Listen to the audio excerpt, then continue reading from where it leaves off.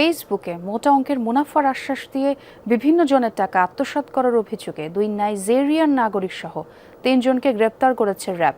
সোমবার রাতে ঢাকার কারওয়ান বাজারে র্যাব মিডিয়া সেন্টারের সংবাদ সম্মেলনে জাহিদুল করিম বলেন, বিদেশি নম্বর ব্যবহার করে বিনিয়োগের প্রলোভন দেখিয়ে ব্যবসায়ীদের কাছ থেকে অর্থ আত্মসাৎ করেছে। চক্র সদস্যরা মেয়েদের ব্যবহার করে আড়ালে থেকে মোবাইল ব্যাংকিং এজেন্ট নম্বরে সরাসরি ক্যাশ ইন এবং ক্যাশ আউটের মাধ্যমে লাখ লাখ টাকা হাতিয়ে নিচ্ছিল। র্যাব জানায় তাদের কাছে 2টি ল্যাপটপ, 10টি মোবাইল, একটি ট্যাব ও একটি হার্ড ড্রাইভ উদ্ধার করেছে।